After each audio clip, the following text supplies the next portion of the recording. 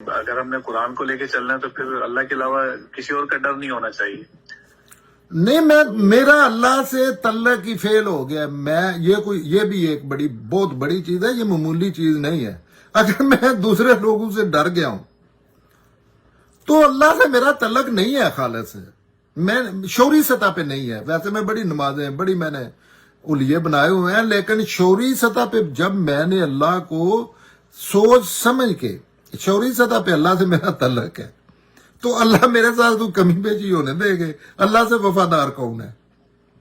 مطلب اللہ اپنے دوستوں کو انلیس کوئی ریکوائرمنٹ یا کوئی ایسی چیز نہ ہو تو اللہ اپنے لوگوں پر. اور پھر مرنا بھی تو ہے ہی نا، کس نے زندہ رہنا ہے؟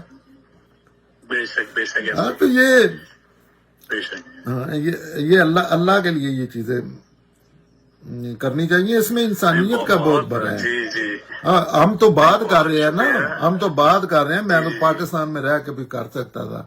فیملی بیک گراؤنڈ یا اپنا مزاج ایسا تھا، لیکن آپ سوچ سکتے ہیں کہ لوگ، ایک میرا دوست ہے، لوگوں کی زندگیاں عذاب بنی ہوئی ہیں صحیح.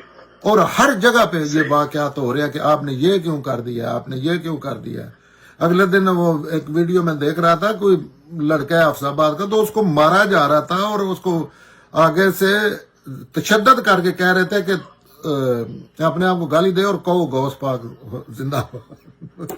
تو ایک ہمارے گاؤں کا لڑکا ہے، اس کی میں نے جان چھڑائی. چیما میرے خیال میں. ہاں جی ہمارا چیما تھا وہ. ایک ہمارے گاؤں کا لڑکا ہے، اس نے پگڑی پہ اس پہ تھا گستاخی کا الزام، اس نے پگڑی کے متعلق بات کی. تو ایسی صورتحال سے جب آپ نے نا، کیونکہ جنت کا راستہ انسانوں سے ہو کے جاتا ہے تو انسانوں کے ساتھ بے شک.